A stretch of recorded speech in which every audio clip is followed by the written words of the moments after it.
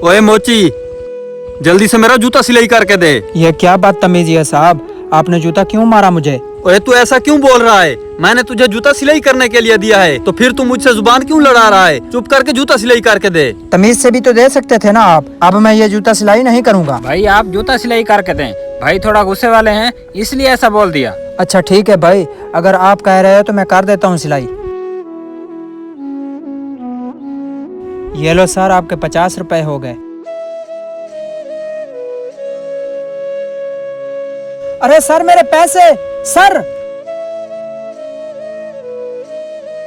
अरे सर मेरे पैसे। पैसे?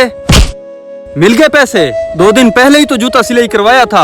अब किस चीज के पैसे दूं तुझे? किस चीज के पैसे मांग रहा है तू? अरे सर इसमें मेरी क्या गलती है? मैंने तो अपनी मेहनत की थी ना। देख, मुझसे ज्यादा बहस मत कर, वरना एक थप्पड़ और पड़ेगा, समझा? आपसे तो बात करना है फजूल है।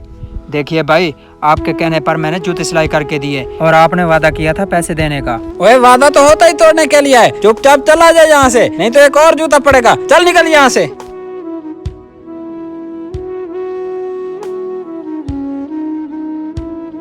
भाई ये लोग आपसे बहस क्यों कर रहे थे और इन्होंने तुम्हें मारा क्यों? अरे साहब, उस साहब ने जूते सिलवाए थे और उनके पैसे नहीं दिए। ये तो बहुत गलत किया उन लोगों ने आपके साथ। इंसानियत नाम की कोई चीज ही नहीं है उन लोगों में। खैर, मैं आपकी ज्यादा मदद तो नहीं कर सकता, ये कुछ पैसे रख लें। लेकिन साहब, आप ये पैसे मुझे क्यों दे रहे हैं? और कोई बात नहीं भाई, आप भाई समझकर ही रख लो और आप परेशान मत हो। उनको उनके किए की सजा जरूर मिलेगी। ये दुनिया भी कितनी अजीब है ना साहब। कुछ लोग उनकी तरह बहुत गंदे होते हैं और कुछ लोग आपकी तरह इतने अच्छे। दुनिया में ज्यादातर लोग अच्छे ही होते हैं, बस कुछ लोग ही उन लोगों की तरह होते हैं जिनकी वजह से इंसानियत शर्मसार होती है। खैर, आप परेशान न हो, उनको उनके किए की सजा जरूर मिलेगी। ठीक है, अब मैं चलता हूँ।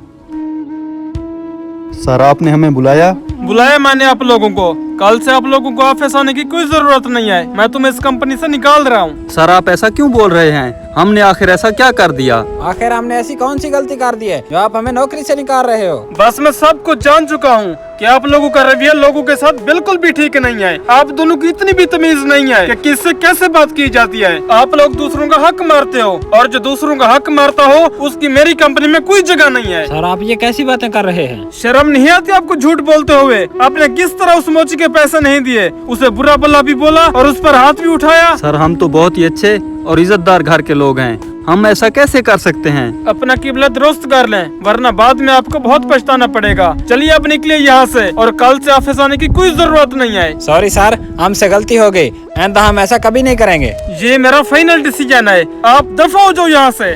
किसी गरीब की मजदूरी मारना सिर्फ जुल्म ही नहीं, बल्कि अल्लाह की नाराजगी का सबब भी बन सकता है।